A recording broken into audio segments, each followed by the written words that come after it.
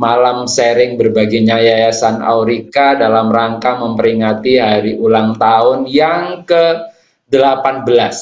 Ya, insya Allah ini tahun yang ke-18 Aurika berulang tahun di tanggal 15 Oktober nanti gitu ya, di hari Sabtu lusa kami berulang tahun, tapi di Aurika akan kita peringati di tanggal 14-nya gitu ya, karena kebetulan tanggal 15 itu ada barengan acara di mana bunda-bunda di TK itu ada undangan outbound sekecamatan Wonocolo itu akhirnya, sehingga kita ajukan di tanggal 14 peringatannya.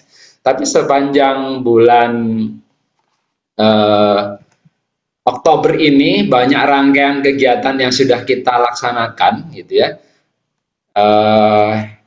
Berawal dari Pak Sri Gutomo Selasa minggu lalu berbagi tentang bagaimana kita mengevaluasi nih alat-alat anak kita gitu ya, teknologi pendengaran yang dipakai oleh anak-anak kita apakah sudah appropriate atau sudah mendukung atau belum gitu, atau masih appropriate ya. Nah, hari ini kita akan sedikit belajar sesuatu yang berbeda gitu. Kita akan mencoba untuk sharing-sharing bersama malam hari ini dengan Mama Poppy.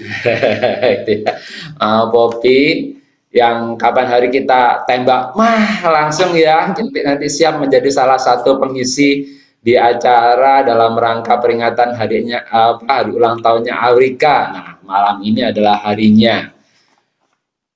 Lumayan banyak yang sudah bergabung, ada sekitar 17 peserta nih malam hari ini. Semoga gayeng sampai dengan akhir nanti, karena Surabaya tadi sempat rintik-rintik gitu ya, sempat rintik-rintik sore tadi. Dan cuaca malam hari juga agak lumayan dingin. Nah, sedikit saya perkenalkan narasumber kita yang akan berbagi malam hari ini bernama Bunda Poppy Morina. Ya, beliau memiliki termasuk salah satu owner dari Montessori yang kemudian beliau mendirikan Little Castle Montessori School di Pekanbaru. Kita akan belajar nih bagaimana kita menerapkan Montessori, atau apa sih sebetulnya Montessori itu, sehingga kok kita harus belajar dan kita bisa menerapkannya di rumah gitu ya. Tapi itu nanti, sebelum kita bersama Bunda Poppy Morina atau Bunda Poppy, saya ingin nih yang lain juga akan sharing-sharing malam hari ini. Ada yang pernah dengar nggak nih Montessori itu apa gitu? Monggo yuk berbagi mama-mama, atau bahkan sudah ada yang menerapkan. Pak, yo saya sudah menerapkan untuk anak saya di rumah Montessori. Adakah?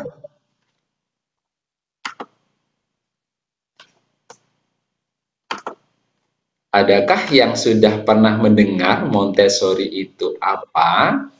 Terus kemudian atau bahkan sudah menerapkannya, itukah? Wah, ini cuma denger aja Pak Yo. Gimana Mama? Bu Poppy, tetangga kamar.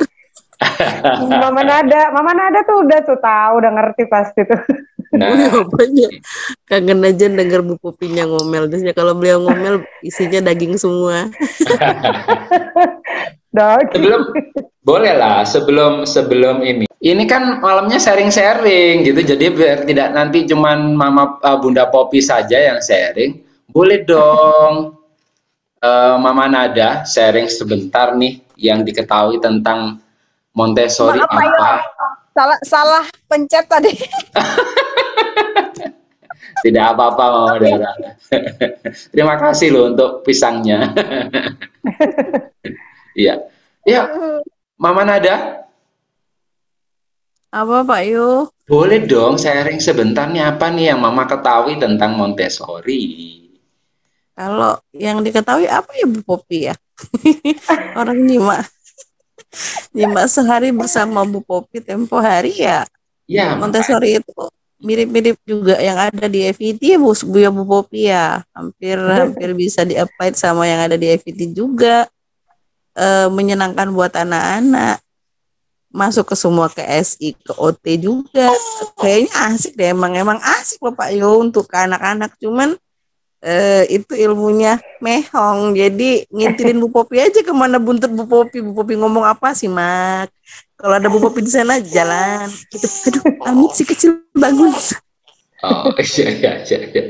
Oke. Rupanya si kecil bangun nih ingin ikut nimbrung untuk mamah ngobrol gitu ya. Atau ada mama lain lagi yang berkenan berbagi nih malam hari ini sebelum Bunda Popi yang akan men-sharingkan. Gimana? Adakah yang lain?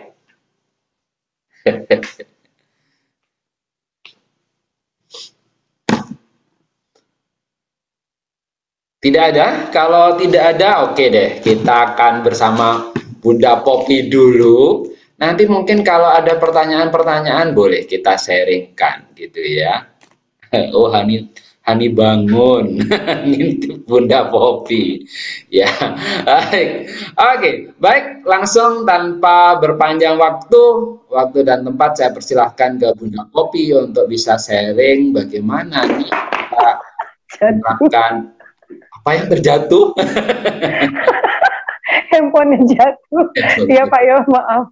Ya. Baik Pak Yo. Menerapkan Montessori untuk di rumah gitu. Kira-kira gimana itu? Karena selama ini kan Montessori itu adanya di sekolah gitu ya. Kita tahunya bahwa Montessori itu adanya di sekolah kan begitu. Nah, kalau kita coba menarik Montessori untuk dibawa ke rumah, mungkinkah itu? Kita dengarkan langsung paparannya bersama Bunda Popi, dipersilahkan.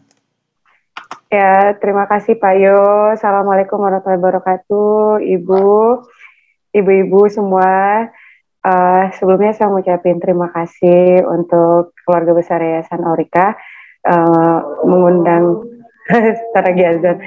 mengundang saya selaku founder dari Teresa Montessori School untuk bisa sedikit berbagi cerita ya tentang bagaimana kita menerapkan metode Montessori di rumah. Selamat ulang tahun juga saya ucapkan kepada keluarga besar Yayasan Aurika Pak Yo, sehat-sehat semuanya, berkah ilmunya, berlimpah, kasih sayang dari Tuhan mengalir deras lah untuk seluruh keluarga besar Aurika. Amin. Iya, mudah-mudahan semakin banyak anak yang bisa mendapatkan bantuan secara tepat dari Bapak Ibu yang punya hati yang tulus di Yayasan Aurika. Amin. Ya, jadi gini Pak Yo. Mungkin saya akan mulai sedikit cerita dari sejarah Montessori. Sedikit saya koreksi dulu ya yang sering terjadi kesalahpahaman di masyarakat, di tengah-tengah masyarakat kita berpikir bahwa Montessori itu merek sekolah atau seperti franchise bisnis gitu, sekolah franchise. Padahal enggak, siapapun bisa menerapkan metode Montessori, mau di rumah, mau memang secara khusus, secara profesional mendirikan sekolah Montessori, itu kesempatannya sangat terbuka luas. Siapapun bisa gitu, dan kita semua punya kesempatan yang besar untuk mempelajarinya. Jadi Montessori itu sebenarnya adalah metode belajar, Pak Yo. Mungkin Bapak Ibu yang hadir di ruang kelas malam ini, jika jika ingin berdiskusi nggak perlu nunggu sampai selesai ya Pak Yo ya, langsung aja gitu dipotong gitu, disampaikan bicara aja langsung gitu ya Pak Yo ya. Betul boleh rahasia. Nanti kita akan kesempatan open mic gitu ya, nanti kita iya. Jadi ibu-ibu dan bapak, Montessori itu diciptakan oleh Maria Montessori. Beliau basicnya adalah seorang dokter yang lahir tahun 1800 di Italia. Nah, kebetulan memang Maria Montessori ini lahir di tengah-tengah keluarga yang memiliki kesadaran akan pendidikan yang sangat baik gitu. Bapaknya seorang ya kalau di Indonesia sih nyebutnya tentara ya gitu. Terus ibunya juga ibu rumah tangga tapi punya kesempatan belajar yang cukup baik lah. Padahal di zaman itu perempuan-perempuan tuh nggak boleh sekolah tinggi-tinggi.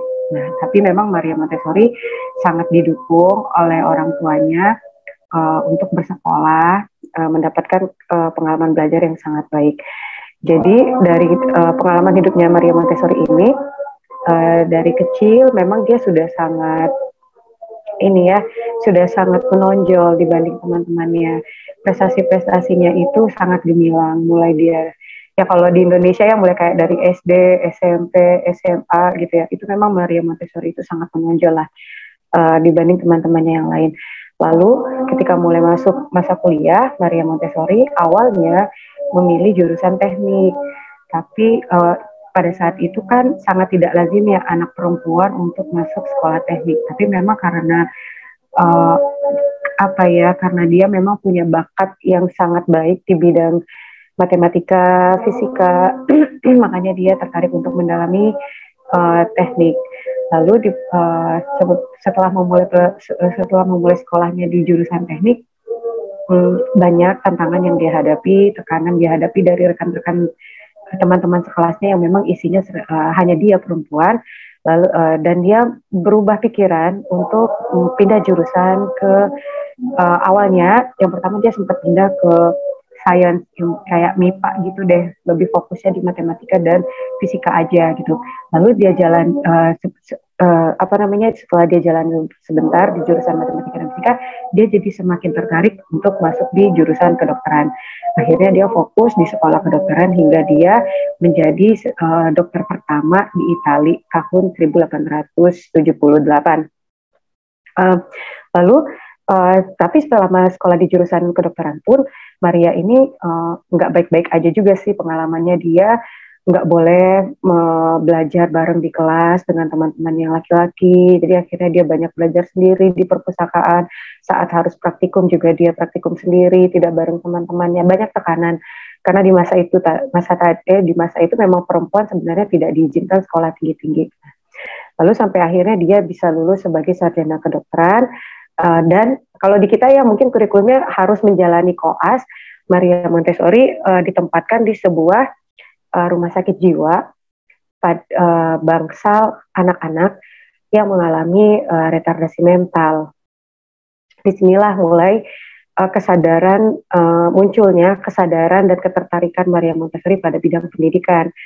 Jadi yang pertama sekali ditangani oleh Maria Montessori adalah sekumpulan anak-anak yang dikurung di sebuah bangsal yang besar, gelap, kondisinya sangat menyeramkan, seolah-olah di situ tidak ada harapan buat anak-anak ini bisa sembuh.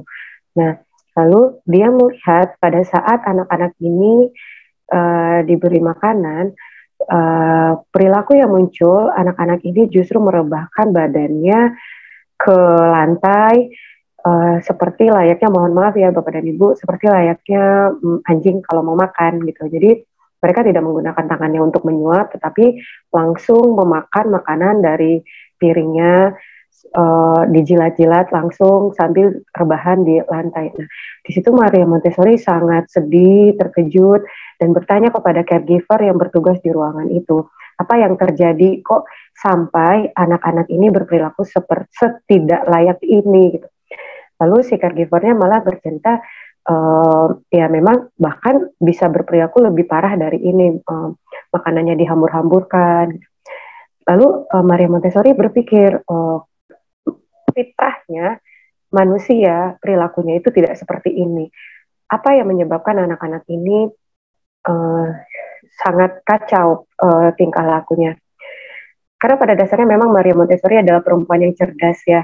Rasa ingin tahunya itu sangat tinggi.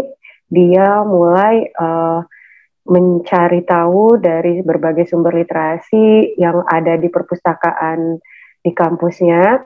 Dia mulai menemui ahli-ahli filsafat dan ahli-ahli psikolog di Italia. Salah duanya ya, dua guru panutannya Maria Montessori itu adalah Herr Itard dan Seguin, yang sebelumnya memang sudah dikenal sebagai ahli psikologi dan filsafat yang berfokus kepada, kalau Itard berfokus kepada anak-anak yang tuli dan bisu, kalau Seguin berfokus kepada anak-anak yang tunanetra.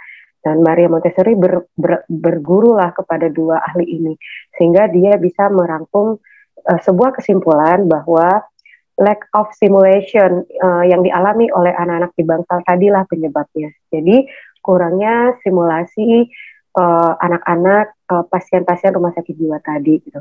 Kurangnya stimulasi untuk sensori motorik oleh anak-anak yang didapatkan oleh anak-anak itu yang menyebabkan kemampuan berpikir anak-anak tadi tidak berkembang. Nah, sampai di titik itu Maria Montessori menarik sebuah kesimpulan bahwa tangan adalah instrumen otak untuk berkembang. Ayo. Iya. Baru itu dulu sejarahnya. Kenapa sampai Maria Montessori bisa menciptakan metode Montessori itu. Nah, gimana Ibu, Bapak dan Ibu mungkin ada yang ingin sharing dulu? Kayaknya pengen menyimak dulu deh. Gantian. Gitu. Biasanya kan mau kan gitu. Kita nyimak dulu Pak gitu. Saya juga gitu. Sekarang saya nyimak dulu Mama. Ketahuan saya nyimak ya. Iya deh kalau gitu. Itu baru sejarahnya Pak Yo. Lalu akhirnya setelah berguru dan belajar yang sangat panjang, Maria Montessori mulai menciptakan berbagai macam material-material yang dia pakai untuk anak-anak di bangsal tadi, gitu, anak-anak pasien di rumah sakit jiwa yang tadi, gitu. Jadi Maria Montessori itu memang mungkin gini. 85% material Montessori itu memang pada akhirnya, target akhirnya adalah kecerdasan, bahasa, dan matematika. Tapi yang disimulasi adalah sensori si anaknya gitu, berfokus kepada area sensori untuk mencapai kecerdasan dan kesiapan anak belajar matematika dan bahasa gitu. Semua material yang sudah diciptakan oleh Maria Montessori itu sudah melewati penelitian yang panjang yang dilakukan oleh Maria Montessori sendiri, dibimbing oleh dua profesor tadi, Itard dan Seguin. Sebagai contohnya, Montessori itu kan sangat identik, metode Montessori itu sangat identik dengan Pink Tower. Bapak Ibu kalau nanti ada waktu buka-buka IG Little Castle, itu kan logonya itu menara ya, memang Pink Tower gitu. Ya memang itu ciri khasnya metode Montessori. Nah, kenapa tower itu berwarna pink gitu? Padahal sebelumnya pada akhirnya Maria memilih bahwa tower itu berwarna pink, dia sudah mencoba berbagai macam warna dalam material itu. Jadi pada awalnya tower itu sempat berwarna biru, tapi enggak banyak anak yang mau menggunakan material itu pada saat eksplor. Lalu berganti menjadi warna oranye. Sama, ternyata juga anak-anak yang di bangsal itu tidak mau menggunakannya. Ketika berganti menjadi warna pink, anak-anak mulai tertarik dan menggunakan material itu berkali-kali. Nah, di situ sebenarnya tidak ada pengkotakan gender dalam penentuan warna, karena kan tidak hanya Pink Tower yang berwarna pink.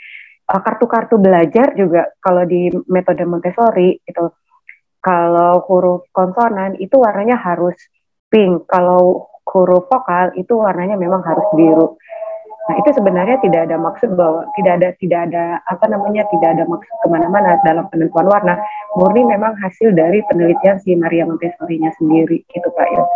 Nah, itu tadi tentang sejarah metode Montessori ya Bapak dan Ibu. Lalu yang kunci utama dari metode Montessori itu sebenarnya adalah filosofi yang memang harus kita pegang teguh dalam menjalankannya. Dan itu saya yakin semua orang bisa menjalankan metode ini selama kita memahami filosofinya gitu. Jadi filosofi yang pertama yang dianut, yang harus dipegang teguh dalam metode Montessori itu adalah follow the child. Follow the child itu mengikuti anak. Tapi jangan salah Bapak dan Ibu, mengikuti anak ini bukan berarti mengikuti semua kemauannya gitu, dia mau apa kita ikuti, enggak gitu. Tapi mengikuti kebutuhan tumbuh kembangnya. Karena pada dasarnya semua anak itu kan unik ya. Setiap anak itu kebutuhannya berbeda-beda gitu. Dan potensi dari internal si anak juga itu pasti berbeda-beda, sekalipun dia kembar, berasal dari rahim yang sama, di usia yang sama gitu. Tapi dia punya desakan kebutuhan yang berbeda di dalam tubuhnya. Dia punya tingkat kecerdasan masing-masing yang berbeda. Dia punya passion yang berbeda gitu. Jadi memang kuncinya adalah kemampuan kita untuk membaca perbedaan kebutuhan tadi sebenarnya itu. Jadi kalau misalnya dia contohnya nih, dua anak usianya sama-sama 4 tahun, pasti kegemarannya berbeda, tingkat kecerdasannya berbeda, kebutuhan belajarnya berbeda, dan tingkat perkembangannya juga berbeda. Nah dari situlah kita baru bisa menentukan program apa yang dia butuhkan gitu. Itu tadi follow the child, filosofi yang pertama. Yang kedua itu adalah fokus on individual progress. Jadi memang ya fokus kita pada progres masing-masing anak. Karena kebetulan kita menerapkan metode Montessori itu di dalam ruang kelas yang isinya memang ada banyak anak. Nah, kenapa kita harus fokus pada individual progress ya? Kita nggak pernah bisa membandingkan monyet sama ikan. Kayak gitulah kurang lebih ya Pak Yo ya. Jadi kita nggak bisa membandingkan anak si A dengan anak si B, itu nggak mungkin gitu. Kalau ingin bandingkan anak A yang sekarang dengan anak A 6 bulan yang lalu. Nah itu yang lebih tepat dan menurut saya memang itu lebih adil untuk kita dan untuk anak-anak kita gitu. Bentar. Nah itu fokus on individual progress. Lalu filosofi berikutnya, semua material yang disajikan itu harus berukuran anak-anak gitu. Tidak ada benda yang bisa disentuh, tidak ada material yang bisa dilihat tapi tidak bisa disentuh oleh anak-anak gitu. Karena kita harus memberikan kesempatan belajar yang sangat luas dan tidak terbatas untuk anak-anak kita. Kalau Bapak dan Ibu ingin melihat ruang kelas Montessori itu jauh berbeda dibanding kelas-kelas konvensional. Sekolah Montessori itu harus ada rak yang seukuran anak-anak, tidak berpintu, tidak dikunci, dan semua material yang dipajang di rak itu memang mudah diakses oleh anak-anak. Apakah itu tidak membuat repot gurunya? Sejujurnya saya katakan di awal-awal ketika kita menerima siswa yang berasal dari konvensional, repot Bu, karena memang anak masih belum paham aturannya. Tapi nggak susah untuk membuat dia paham. Gitu. Cukup kita bahasakan, dan kebetulan memang Little Castle juga menerima beberapa siswa ABK, cukup bisa gitu untuk diajak berdiskusi bahwa semua material yang terpajang bisa dipakai dan harus dikembalikan, harus dirapikan. Nah, anak-anak ternyata sangat mudah memahami rule itu. Lalu filosofi yang selanjutnya tadi ada apa aja ya Pak Yo? Ini follow the child, fokus on individual progress, semua material seukuran anak-anak, termasuk tempat cuci tangan. Nah, kalau kebetulan karena kita sekolah ya Bapak dan Ibu, jadi memang wastafel kita itu dipasang setinggi ukuran anak-anak. Tapi kalau mau diterapkan di rumah, mungkin bisa dibantu dengan kursi ya. Kursi, kalau saya lihat sih beberapa teman-teman ibu-ibu yang memang komitmen menerapkan metode Montessori di rumah, beliau-beliau itu memang bikin seperti tangga yang 2 buah anak tangga, terus dikasih pagar sekitarnya, itu untuk anaknya berdiri di atas tempat cuci tangan atau di tempat cuci piring gitu. Kenapa? Karena memang kita salah satu fokus area metode Montessori adalah practical life. Jadi memang di practical life itu kita targetnya adalah anak terampil, anak bertanggung jawab, anak memiliki skill gitu. Dan salah satunya adalah dengan merapikan, membersihkan semua peralatan yang sudah dia pakai. Jadi kalau misalnya pakai mangkok kotor ya dia harus mencuci sendiri dan mengembalikan lagi ke raknya. Nah itu memang sudah harus kita fasilitasi. Tempat cuci piringnya juga harus seukuran anak-anak gitu. Lalu filosofi yang berikutnya adalah no punishment, no reward, dan no competition. Di Montessori itu kita sama sekali tidak boleh memberi hukuman ya kepada anak-anak ya. Termasuk juga di dalamnya tidak boleh memberi hadiah. Dan tidak ada kompetisi, tidak ada peringkat, tidak di rapor Montessori itu tidak ada angka, tidak ada huruf. Karena poin-poinnya adalah kita menilai kepada proses belajar, bukan kepada hasil belajar. Nah, terus gimana? Apakah anaknya mau belajar? Kembali lagi, selama kita memahami kebutuhan belajar si anak, tanpa iming-iming hadiah pun, anak itu mau belajar. Tanpa ditakut-takuti hukuman pun, anak-anak ini mau belajar. Nah, bukankah tujuan akhir pendidikan adalah menciptakan generasi yang memang ingin belajar sepanjang hayat? Pembelajar sepanjang hayat itu bagaimana sih gitu ya? Pembelajar sepanjang hayat itu kan sebenarnya mereka-mereka yang menyadari dia tahu mau dan mampu, dia tahu kebutuhan belajarnya apa, dia mau menjalankan proses belajar yang panjang dan dia mampu menyelesaikannya. Sebenarnya kan itu ya tujuan pendidikan pada akhirnya. Jadi kita ingin anak-anak kita ini mengenal potensi dalam dirinya tuh apa sih dan apa sih yang dia butuhkan untuk meningkatkan lagi kebutuhan belajarnya. Lalu selama proses belajarnya dia sangat menikmati, bahkan ketika nanti di tengah-tengah perjalanan belajarnya dia mendapatkan hambatan, dia cukup tangguh untuk menyelesaikan tantangannya, dan di akhirnya di garis finishnya dia menikmati hasil belajarnya sendiri karena itu memang dia sadar bahwa itu memang kebutuhannya. Dia belajar karena keinginannya, bukan karena diiming-imingi hadiah atau karena ditakut-takuti oleh hukuman gitu. Itu jauh berbeda ya gitu. Dan tidak ada kompetisi gitu karena ya itu tadi kita ingin kita mau motivasi belajar itu internal ya, tumbuh dari dalam si anak gitu, bukan dari orang tuanya gitu. Bukan karena melihat temannya bisa juara dan anaknya didesak untuk bisa segera sebaik itu gitu. Enggak, itu bukan belajar menurut saya. Itu ya gimana? Gimana Ibu? Gimana Pak Yo? Ya, oke. Ini menarik sekali begitu ya. Jadi memang kalau kita ikuti seperti yang disampaikan oleh Mama Yunita tadi, jadi memang Mama Nada tadi ya, jadi hampir mirip-mirip lah dengan FET gitu ya menerapkannya. Karena di sana kan kalau kita menerapkan FET semua berbasic ke anak dan semua anak juga harus melakukan sendiri. Pada dasarnya kan menstimulasi anak untuk anak bisa melakukan semua aktivitas itu tanpa dalam bantuan orang tua kan gitu ya. Oke. Ada yang mau bertanya kah di tengah-tengah ini? Karena kan judulnya sharing-sharing ya tadi. Judulnya sharing-sharing nih. Jadi mungkin ada. Oke, silahkan menyimak dulu. Iya, kayaknya Bu Popi lanjut deh. Ya, lebih dalamnya lagi, lebih asik lagi loh Pak Yo. Ini masih kulitnya banget loh. Masih kulitnya saja ya. Iya. Tapi ini ada yang open mic selain Mama Yunita, ada Mama Widya Stuti.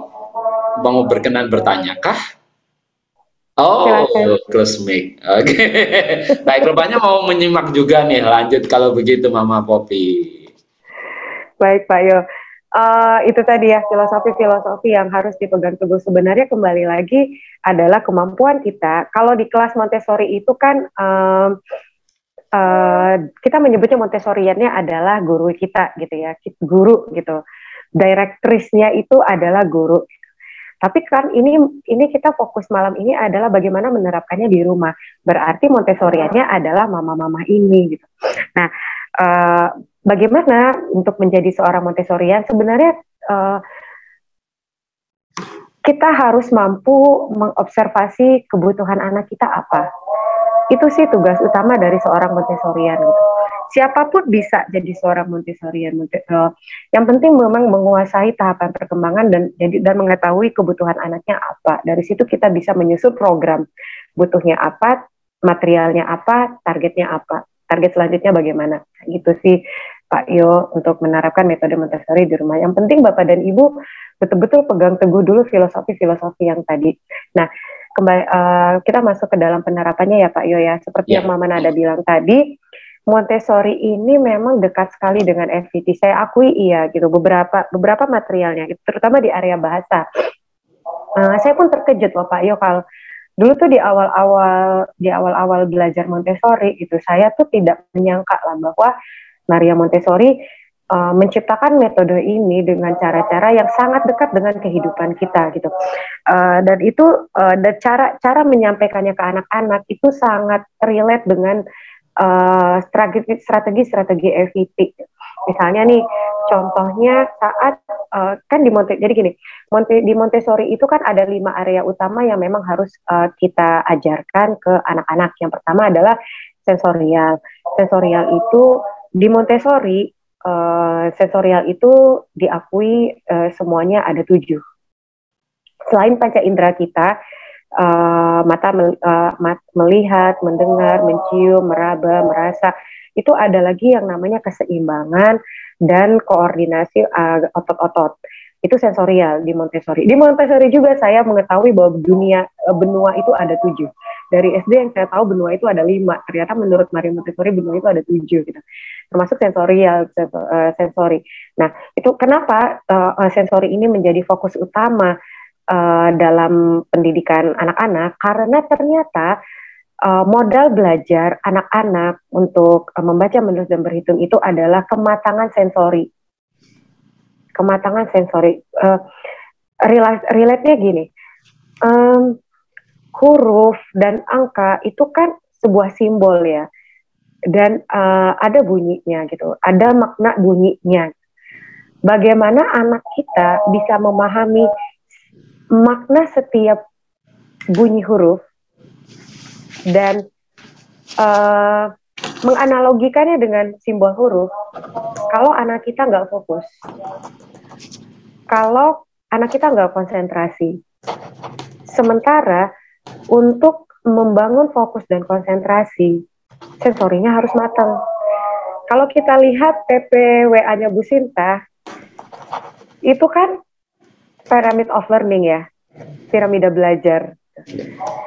Kalau kita perhatikan lagi di piramida belajar, fondasi utamanya itu kan sensori.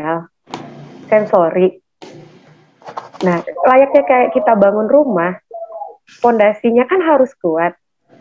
Nah, jadi sensori anak kita harus kuat sebelum kita mengajarkan dia calisto. Itu sangat penting, makanya fokus utama. Jadi kalau kita di sekolah Montessori di Little Castle, ketika ada siswa datang, yang kita nilai dulu adalah kemampuan sensorialnya bagaimana, sudah cukup matang belum, perkembangannya sudah cukup optimal belum. Karena kita tidak akan pernah bisa masuk ke area akademik selama anak ini tidak fokus, tidak konsentrasi. Nah, untuk mencapai fokus dan konsentrasi, sensorinya harus matang. Jadi area pertamanya adalah sensorial. Lalu sensorial ini akan sejalan dengan practical life. Practical life itu memang targetnya adalah skill, keterampilan hidup yang memang akan membantu mematangkan lagi sensori anak tadi. Target akhirnya adalah fokus dan konsentrasi juga. Anak bisa duduk lebih lama, mendengar lebih lama, fokus lebih lama. Kenapa? Karena untuk belajar akademik, masuk ke area akademik, membaca, menulis, berhitung, anaknya harus fokus dulu, konsentrasi dulu. Itu tadi area practical life. Lalu kita baru bisa masuk ke area bahasa ya, jadi kayak membaca, menulis, tapi tidak hanya sampai di situ, pemahaman literasi. Jadi dia paham apa yang dia baca, dan bisa menceritakan kembali apa yang dia baca, apa yang dia dengar. Nah, ada lagi sejalan dengan area bahasa, area matematika. Kalau Bapak Ibu punya kesempatan untuk googling ya, material-material matematika di area Montessori, itu kita sampai ke kali-kali dan bagi-bagi. Bahkan ada yang namanya bank game, snack game gitu. Itu diajarkan untuk anak usia di bawah 6 tahun gitu. Sangat detail, sangat mendalam gitu. Pelajaran matematika di sana yang ketika saya konversikan ke sekolah konvensional itu sudah masuk di pelajaran anak kelas 4 matematika di sekolah Montessori gitu.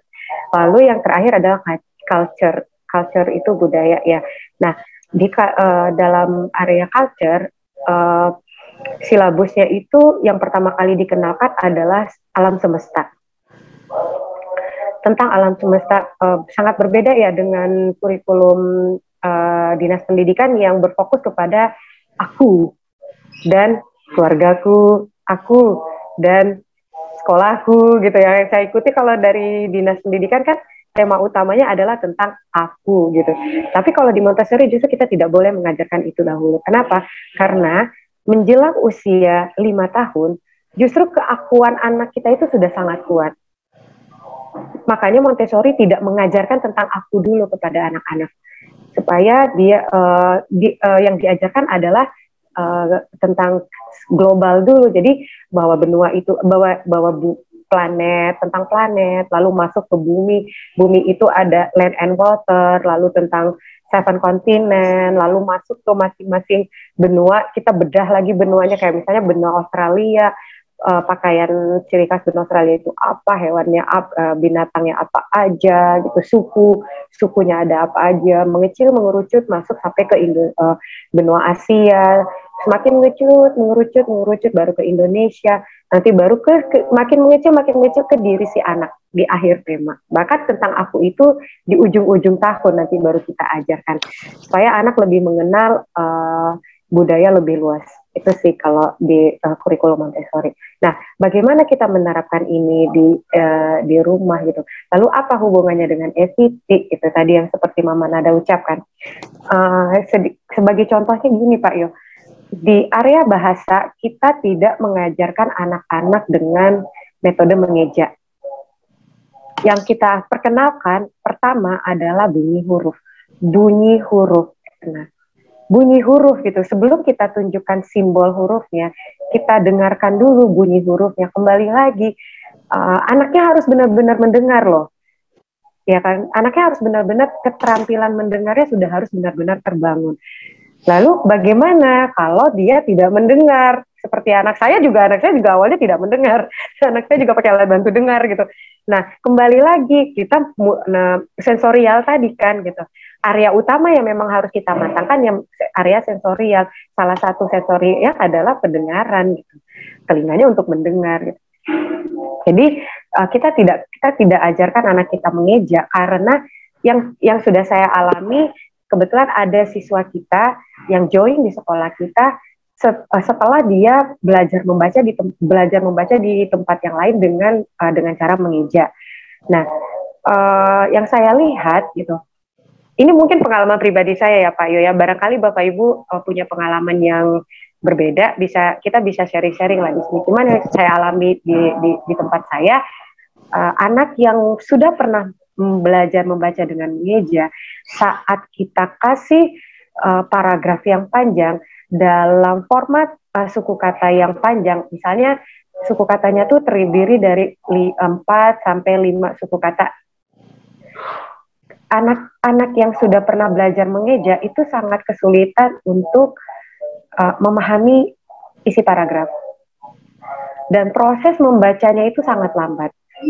Jadi kebetulan ada juga di tempat kita anak yang sama sekali tidak pernah TK. Saat datang ke sekolah kita itu umurnya sudah 5,6. Terus mamanya bilang nggak pernah TK di mana-mana karena pandemi ya waktu itu. Tahu-tahu udah 5,6.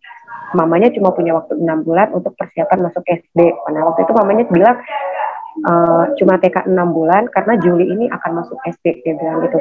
Ketika saya asesmen, anaknya memang nggak tahu huruf, nggak tahu angka juga rasanya waktu itu cuma sampai 5 ngertinya. Terus kita ajarkan dengan metode Montessori yang dimulai dengan bunyi huruf, lalu masuk blending 2 huruf, terus masuk ke membaca suku kata.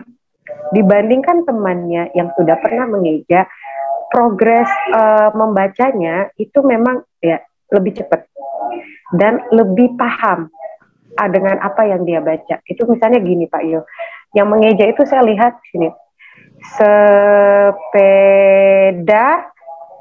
biru yang baru gitu, lambat blendingnya tuh. Karena sebelumnya kan udah terbiasa SSC, EP, ada sepeda. Nah itu ternyata ketika kita skip tahapan mengejanya, kesulitan anaknya gitu. Berbeda dengan yang tidak pernah mengeja gitu, itu lancar aja. Sepeda biru yang nah itu lebih lancar dan lebih cepat, pemahamannya lebih bagus. Itu ya untuk bahasa ya yang awalnya yang kita kenakan adalah fonem, bunyi huruf yang memang sama seperti di FET gitu. Mendengar terlebih dahulu gitu. Tidak hanya di area bahasa juga sih Pak Yo, di area-area yang lain juga, kayak misalnya di area sensorial itu ada yang namanya color box. Color box itu kan 3 tahapan ya. Color box 1, color box 2, color box 3. Color box 1 itu isinya warna-warna primer, merah, kuning, dan biru. Nah, dalam penerapannya ke anak gitu, dalam mengajarkannya di metode Montessori itu ada yang namanya 3 period lesson.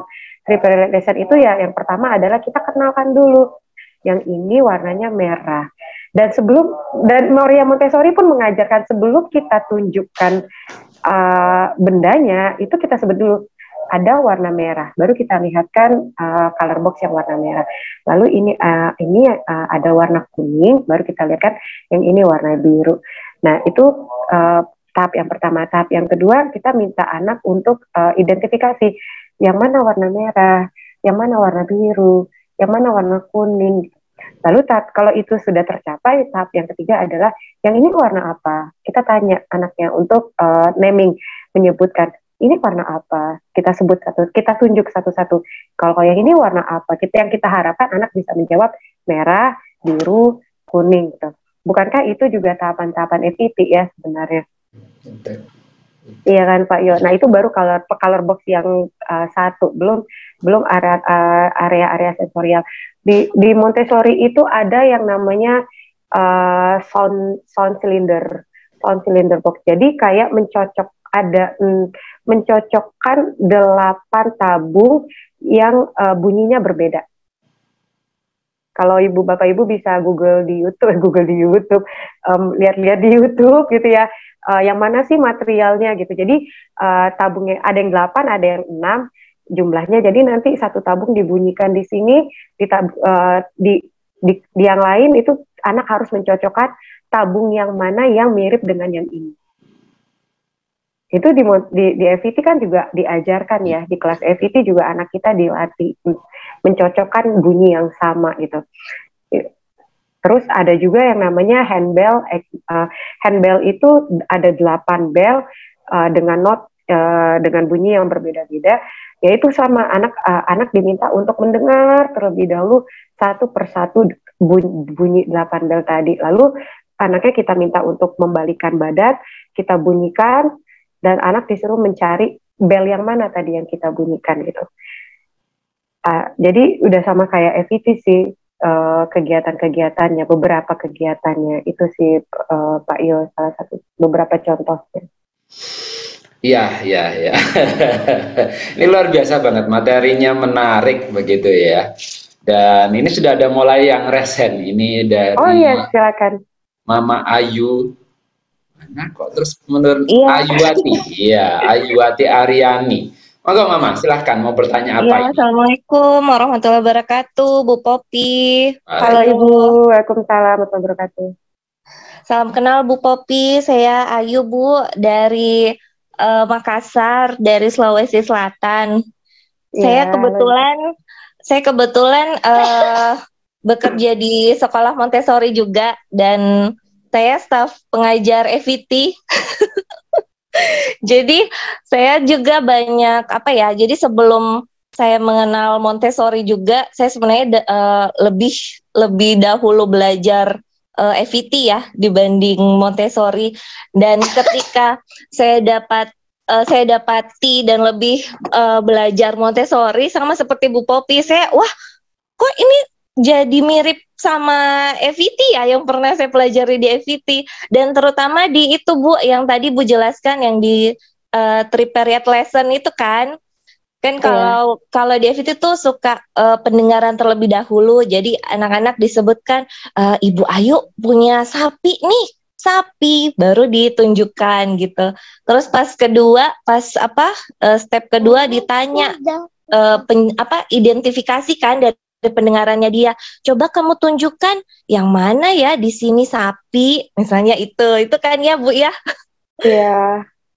Itu sih juga salah satu yang buat saya sangat tertarik dan sampai saat ini pun saya ketika EVT gitu kan, ketika orang tua juga bingung, biasanya suka tanya, Bu Ayu ini bagaimana ya step-step cara mengajarkannya. Sekarang saya lebih saya senang kasih tahu yang 3PL itu Bu, yang di 3 period lesson itu. Jadi saya bilang kalau apapun yang Ibu mau ajarkan, Ibu boleh Pak menggunakan cara ini gitu. Dengan kita masukkan strategi EVT terlebih dahulu seperti itu. Terus sudah itu ini sharing-sharing ya Bu ya, maaf ya, nggak apa-apa kan ya? Boleh silahkan ya. Silahkan Bu. Terus ya ini juga manfaat Montessori yang saya dapatkan ya dan EVT. Terus selain itu Bu pengulangan. Jadi kan kita kalau mau mempresentasikan ke anak, kita tuh selalu kita selalu mengulang-ulang kan, misalnya hari ini Ibu Ayu mau mengajarkan menyendok gitu, kita kan dari pendengaran gitu kan, terus kita tunjuk, iya ini Ibu Ayu punya alas kerja, ada nampan, ada mangkuk, ada sendok, itu terus kita kasih tahu, iya ini isinya, misalnya kita ambil isinya kacang ijo, itu kan diulang-ulang terus, itu seperti ya kita menabung kosakata, menabung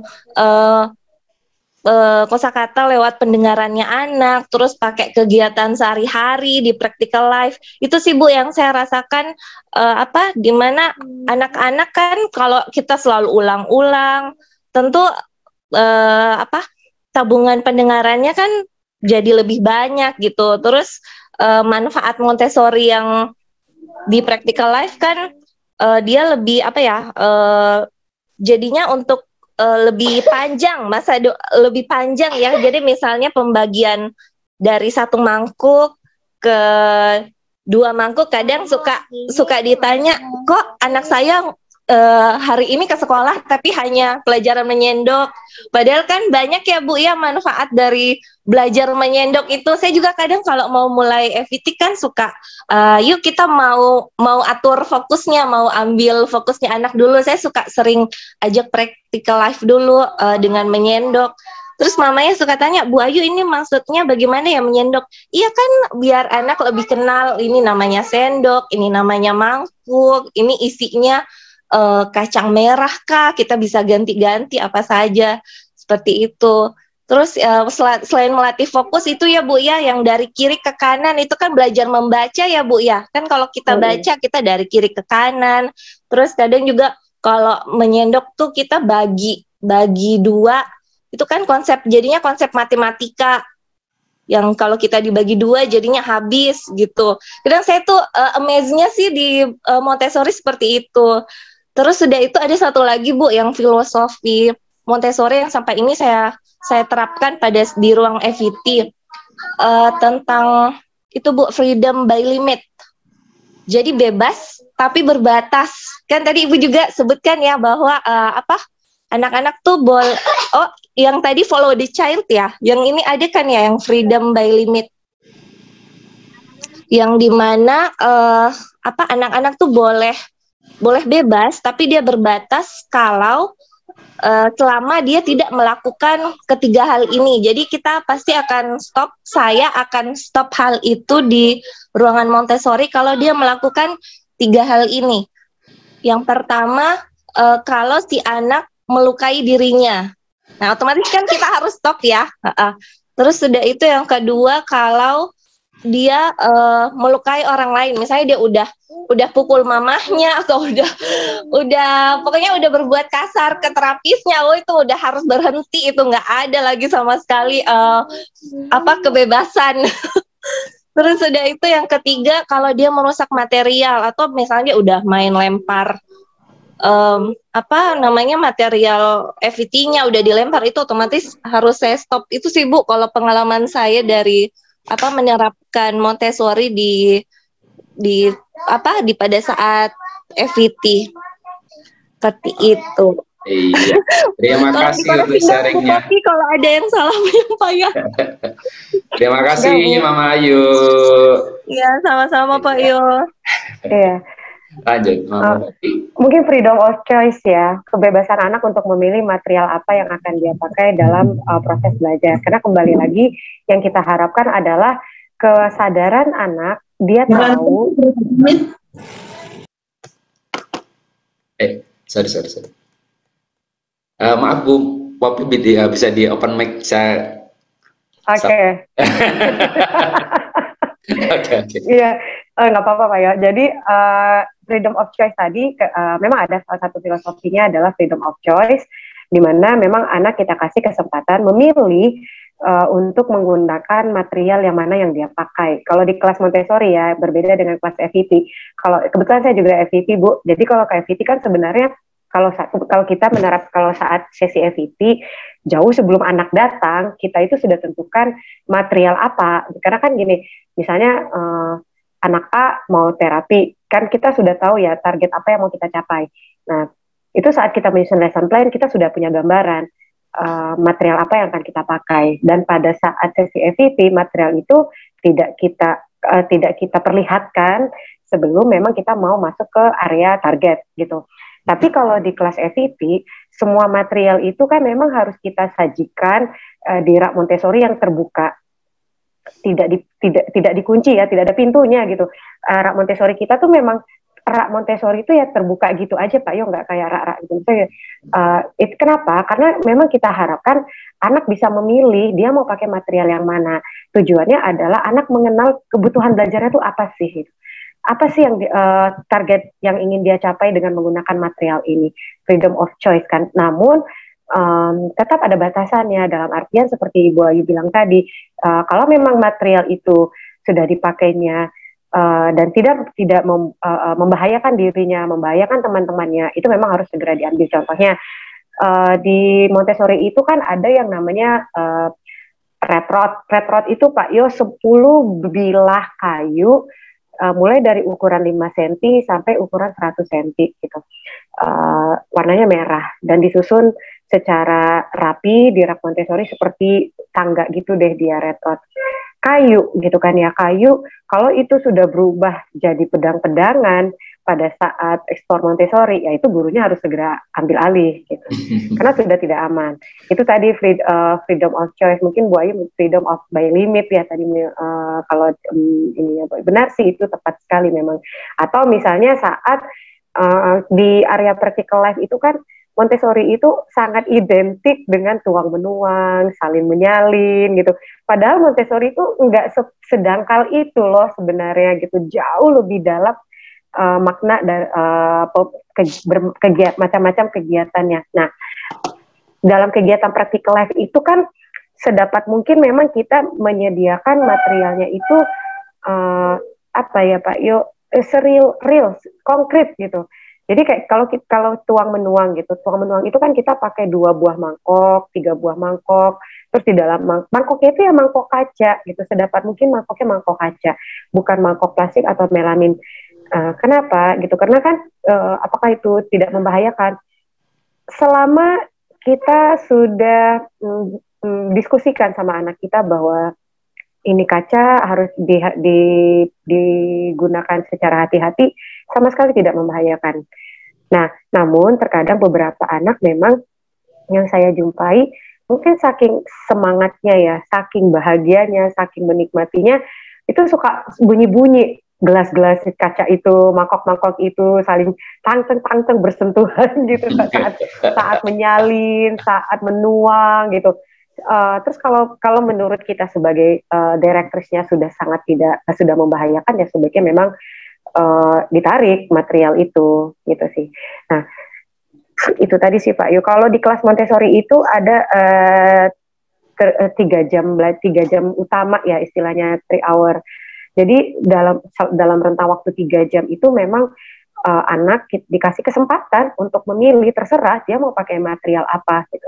Terserah dia mau pakai material apa, nanti gurunya tinggal mendampingi gitu sih Pak Yo gitu. Ini ada pertanyaan Mama di kolom chat ya, di kolom chat. Izin bertanya Bu Popi, untuk materialnya biasanya beli atau bikin sendiri gitu ya? Iya. Ada dijualkah yang khusus alat-alat Montessori itu kah? Atau ada. Nah, berbicara material, ini kan memang Montessori itu sudah pakem ya Pak Yo ya. Maria Montessori itu sudah ajak menentukannya. Untuk area sensori itu ada pink tower, knob cylinder, knobless cylinder, ada brown stair gitu, rock and smooth board, macam-macam gitu, smooth board. Nah, ada yang jual online Bu, buatan dalam negeri juga ada. Gitu. Buatan luar negeri apalagi. Memang saya akui ya, perbedaan kualitas itu ada jauh. Ya mahal, ya ada. Mama Nanda bilang mahal Bu, saya akui. Ada harga, tentunya ada kualitas. Presisi ukuran ya, presisi warna. Nah itu memang sangat dijaga sih oleh produsen-produsen yang kredibel untuk membuat material-material Montessori. Tapi itu saya rasa tidak hambatan lah, bukan hambatan buat kita bisa menerapkan metode ini. Kita juga bisa bikin kok Pak Yo, beberapa material di Little Castle itu saya bikin gitu. Saya bikin sendiri. Red rod, long rod. Aduh, saya nggak bisa liatin Mbak. Nanti kalau Bapak Ibu ada kesempatan Google ya, lihat red rod, number rod gitu. Itu dari sisa-sisa, kebetulan bahkan rak Montessori-nya saya bikin sendiri. Saya beli papan pinus 1 lembar. Kebetulan waktu itu memang sudah pernah belajar bagaimana memotong kayu, bagaimana mengamplas, mengukur-ngukur. Jadi lebih irit. Terus akhirnya kita bisa pakai untuk belajar anak-anak. Nah, kebetulan anak saya juga dari TK-nya tuh udah sekolah di Montessori. Saya perhatikan di sekolahnya itu pakai material-material yang memang original. Saya perhatikan tidak ada bedanya sih hasil belajarnya saat anak menggunakan material yang original atau yang kita bikin sendiri, nggak ada bedanya. Yang penting itu tadi, filosofinya kita sudah pahami.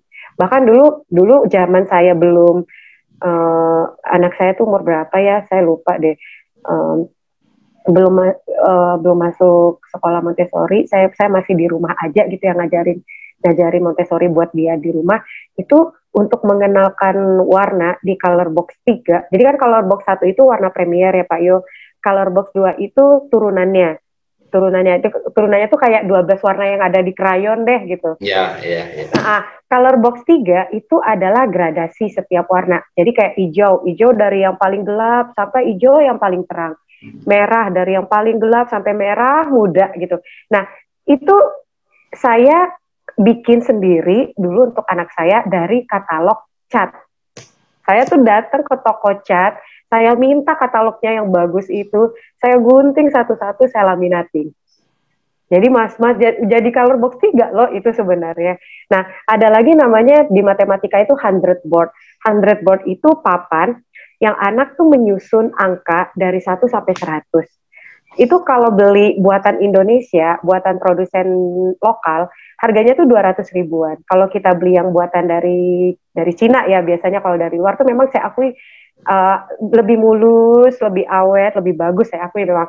Nah itu lumayan gitu harganya, bisa 3 kali 4 kali lipat dibanding buatan lokal gitu. Nah dulu tuh memang saya nggak mampu beli Pak Yo, itu sampai kartot saya gunting-gunting seukuran yang sama, saya tulis aja 1 sampai 100, saya laminating.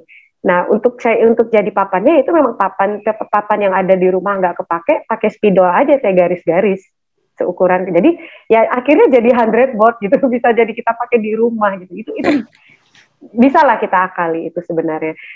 Dan apalagi sekarang di apa namanya di Google gitu ya, itu mudah sekali kita kayak misalnya area membaca itu kan ada 3 tahapan ya Bapak dan Ibu, pink reading, blue reading, green reading. Nah kalau aslinya Maria Montessori itu kan menciptakan material membaca ini dalam versi bahasa Inggris ya, kayak pink reading. Pink reading itu kayak CV konsonan vokal. Jadi itu versi bahasa. Kalau versi bahasa Inggrisnya pink readingnya itu kayak gimana ya sebenarnya, kayak mat, lebih ke huruf mati di belakang, tapi penekanannya adalah fonem si huruf gitu. Nah, tapi kalau beberapa Montessorian di Indonesia menciptakan pink reading versi bahasa adalah kata-kata yang terdiri dari huruf vokal, huruf konsonan vokal. Misalnya kayak lele, raja, peri, tebu, dada, itulah pink reading, the versi bahasa. Dan itu banyak linknya di Google yang bisa dengan bebas dan gratis kita download sendiri. Itu sih Pak Yud. Blue readingnya juga udah banyak kok. Blue reading itu misalnya kayak huruf-huruf mati di belakang gitu, kayak misalnya nenek, motor gitu. Kalau green readingnya itu ketika ada diftong. Kalau versi bahasa ya ada diftong, misalnya kayak auditorium, simposium.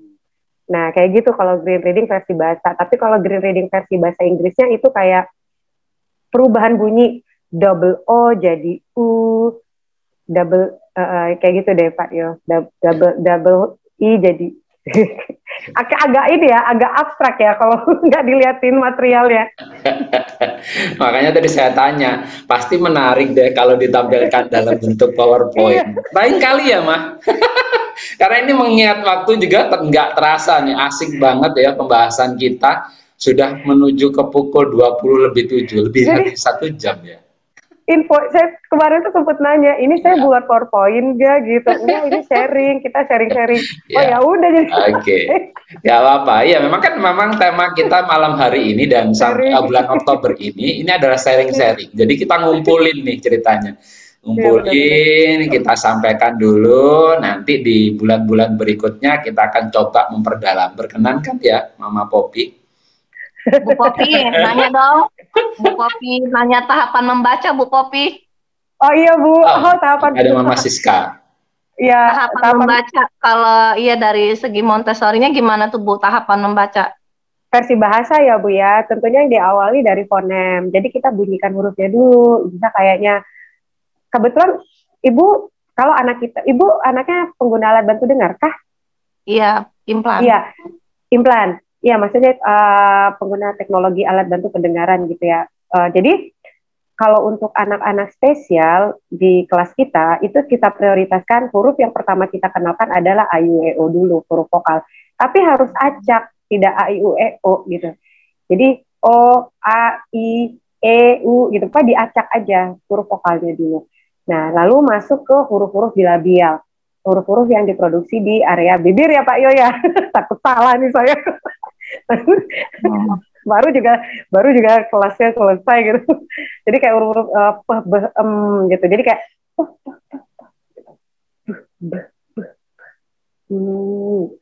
sebelum memang harus mendengar dulu Bu sebelum kita lihatkan simbol hurufnya. Nah, karena ini metode Montessori, ada yang namanya sandpaper letter, huruf kertas pasir.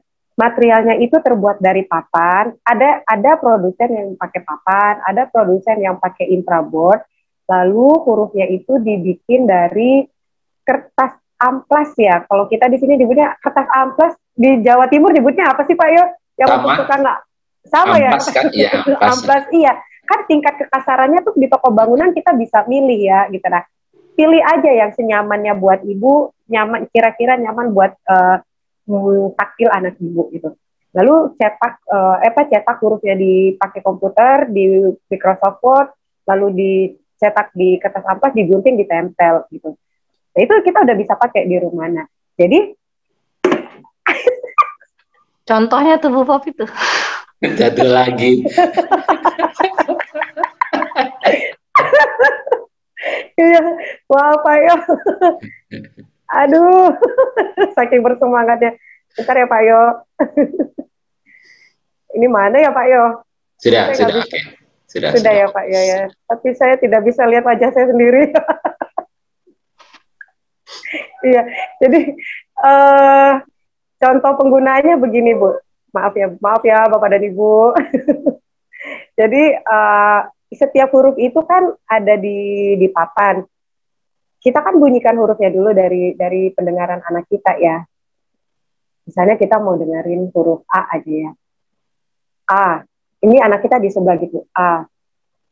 Tergantung sih kalau misalnya anak kita yang pakai alat bantu implan ini memang sudah bisa imitasi, ya ketika dia sudah imitasi baru kita lihat kan si simbol hurufnya.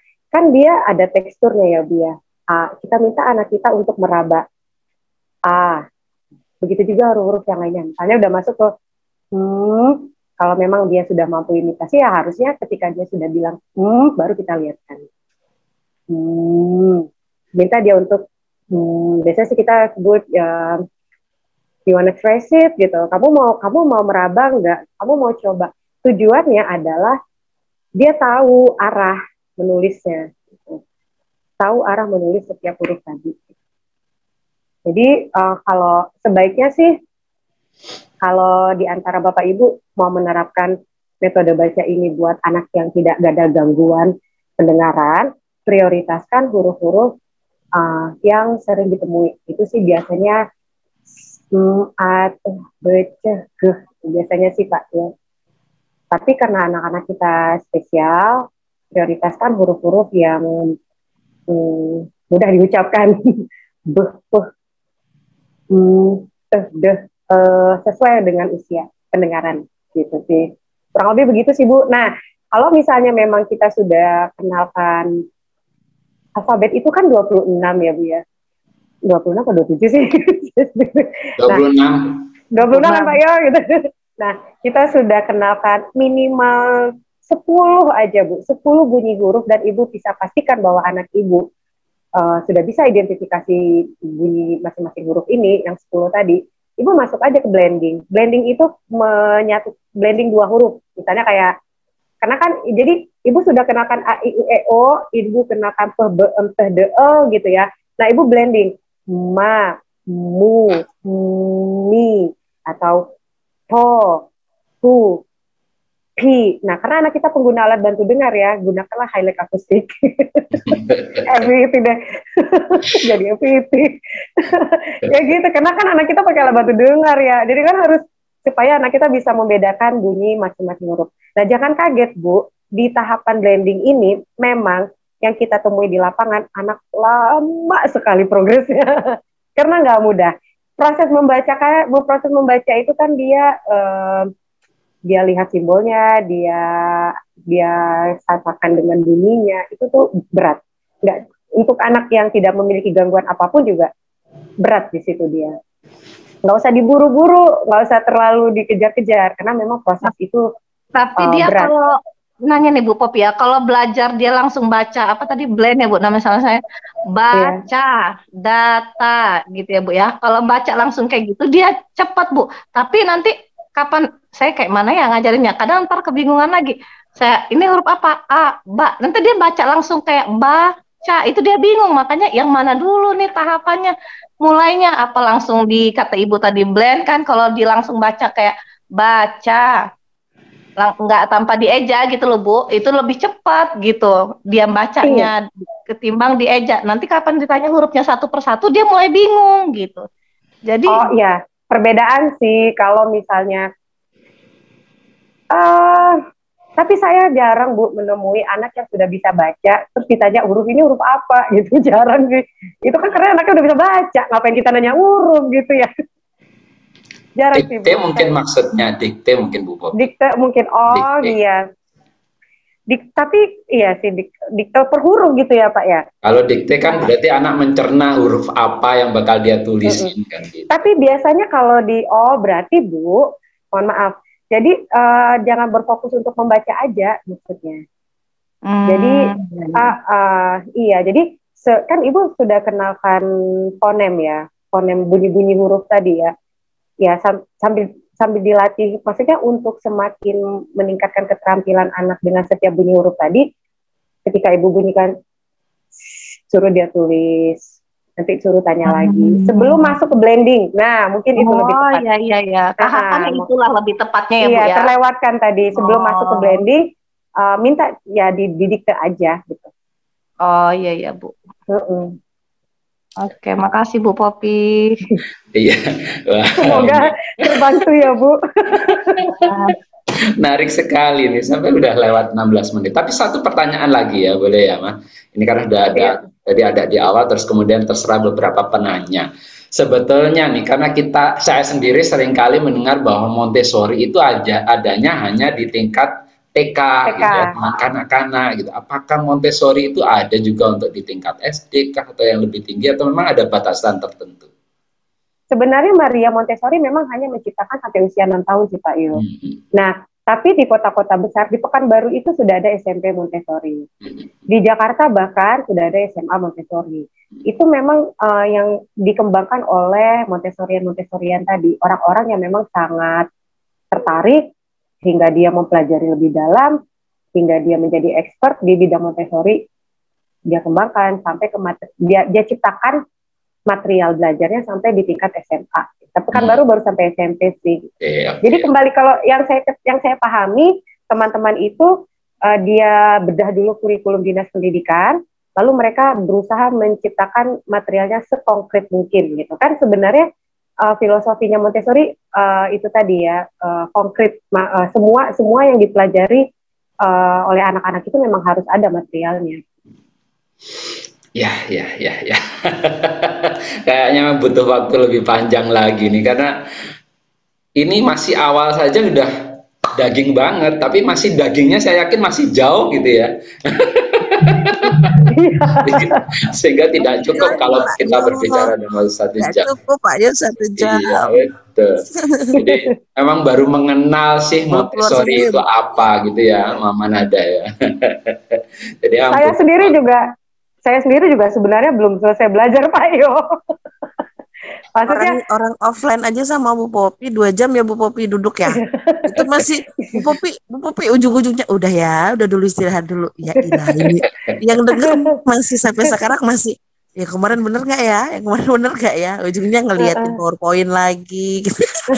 Luar biasa. Nah, Ibu belajarnya nggak pakai PowerPoint, ngeraba, ayo dulu. Iya, oke, baik.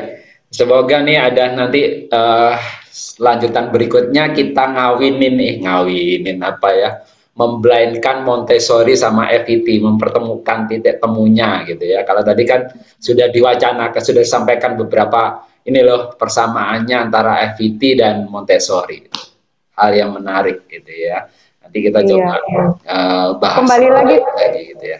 Izin sebentar ya Pak Yo. Kembali lagi ke judul kita malam ini kan bagaimana menerapkan Montessori di rumah gitu. Jadi Bapak dan Ibu yang harus dipahami adalah memang Bapak dan Ibu menguasai kebutuhan anaknya apa. Itu penting sekali di Montessori. Jadi anak yang kita lihat di lapangan ya gitu. Kalau dia nggak butuh, anak kita nggak akan sentuh material itu ternyata. Nah, jangan sampai kita salah menyiapkan materi belajar di rumah. Jadi kembali lagi itu, dari mana kita bisa tahu anak kita butuh apa? Ya observasi tadi sih, diobservasi, dilihat dari cara dia menyusun pink tower, koordinasi motorik halusnya bagaimana. Terus ya itu kembali fokus dan konsentrasinya itu sudah berapa lama. Kalau masih sangat sikat, shifting fokusnya masih terlalu cepat, nggak usah buru-buru deh masuk ke area akademik. Mendingan perbaikan dulu di fokus dan konsentrasinya gitu sih. Jadi memang kita ekspektasinya loh Bu Popi yang kadang terlalu tinggi dari orang tua. Ekspektasinya melambung ke langit, tapi ikhtiar untuk anaknya sendiri itu minim. Jadi anak targetnya tinggi, lompat kemana-mana, lari kemana-mana. Ujungnya anaknya bingung, kok di sana beda, hari ini beda, besok ke tempat lain beda lagi. tapi tuntutannya tinggi. Jadi anak tuh nggak lulus di mana-mana loh Bu Popi. Kebanyakan sih masih lagu lama lah. Ya. Makasih Bu Popi. Semangat Mama Nada. Oke deh. Kalau ini kita biarin pasti tidak akan pernah berhenti. Ya, baik. Nanti kita coba agendakan lagi. Ini banyak yang menuliskan di kolom chat kapan ini diagendakan lagi karena waktu 1 jam kita masih belum cukup gitu ya. Insya Allah kita akan obrolkan lagi dengan Bunda Popi kapan nih waktunya yang bisa pas untuk kita bisa lanjut nih ngobrol-ngobrol lagi dengan lebih spesifik lagi gitu ya, dengan contoh-contohnya. Karena kalau kita dengan cerita tadi itu kan kita masih nerima yang abstrak nih kan gitu ya. Iya. Masih abstrak banget. Kayak anak-anak kita nih butuh selalu yang real kan konkret, gitu. Iya. Iya, malah yang harus kita pegang teguh harus ajarkan yang konkret dulu. Kalau memang kita harus mengajarkan yang abstrak, pastikan konkretnya sudah dikuasai. Nah, ini dari tadi saya abstrak semua. Nunggu-nunggu loh Bu Popi ngeluarin materi yang real ya. Mana nih barangnya gitu kan? Mana nih barangnya? Gak tahu juga ayah. Iya, mudah-mudahan bisa segera. Oke, baik. Ditunggu. Mungkin closing statement, Bunda Popi. Closing statement, apa ya Mayu? Saya jadi bingung sendiri. Closing statementnya, mama-mama, sebenarnya apapun bisa jadi media belajar sih. Saya kayak kalau kita kembali ke tema malam ini ya, menerapkan metode Montessori di rumah. Tadi kan secara garis besar kita sudah bedah ya 5 area yang kita ajarkan di metode Montessori. Nah, kelima area ini sebenarnya bisa Bapak Ibu dalami lagi lewat baca-baca literasi yang ada di Google ya. Nah, lalu coba dilihat di sana materialnya apa aja, dan saya yakin itu bisa dipraktekkan dengan alat-alat yang ada di rumah. Jadi, ya tetap semangat. Ya, baik. Terima kasih Bunda Popi sudah menyempatkan waktu untuk berkenan berbagi dengan, tadi sempat menyentuh partisipan kita sampai dengan 53 loh Bunda. Masya Allah, alhamdulillah. Sampai dengan 53 tadi, alhamdulillah. Ini ya, ada banyak chat, saya belum belajar. sempat baca satu-satu. Tadi ada muncul dikit-dikit. Iya. Oke, semoga nanti kita ada kesempatan berikutnya untuk ngobrol lebih dalam lagi terkait dengan bagaimana nih menerapkan Montessori gitu ya, lebih konkretnya gitu. Oke. Karena waktu yang juga harus memisahkan kita malam hari ini, karena di ujung timur di Makassar sana pasti juga lebih malam gitu ya. Sudah lebih malam lagi. Terima kasih banyak untuk semua sahabat Aurika yang sudah berkenan bergabung malam hari ini untuk belajar bersama-sama dengan kami, dengan Bunda Popi. Dan terima kasih sekali lagi Bunda Popi yang sudah berkenan berbagi, karena kalau ini mahal gitu kan. Mahal gitu tadi. Garis bawahnya mahal gitu. Ya. Mahal banget. Baik, tapi alhamdulillah semoga barokah buat Bunda Popi karena sudah berkenan berbagi buat kita malam hari ini. Iya, Terima kasih semua sahabat Aurika. Salam buat Akil ya Bu Popi. Terima kasih Mama Nada. Terima kasih Pak Yo, terima kasih Bapak dan Ibu yang sudah hadir di kelas malam ini. Saya juga berdoa mudah-mudahan sedikit yang bisa kita diskusikan membawa manfaat ya untuk semua anak-anak kita. Amin. Terima kasih dan saya akhiri. Wassalamualaikum warahmatullahi wabarakatuh. Waalaikumsalam warahmatullahi Di Selasa depan masih ada lagi loh ya. Nanti kepoin terus di Instagram kita ataupun di Facebook ya, di Facebook, di Instagram ataupun di grup besar kita. Insya Allah Selasa depan kita masih ketemu lagi. Ya. Makasih. Terima kasih Bu Popi, terima kasih semua. Nggak foto rame-rame Pak Yo. Foto kah? Tadi sudah saya ambil soalnya tadi. Biasanya Pak Yo rajin open cam ya gitu. Kok ini enggak ya gitu. Oke deh, terima kasih. Sampai ketemu Selasa depan. Ya. Assalamualaikum. Waalaikumsalam warahmatullahi wabarakatuh. Warahmatullahi wabarakatuh.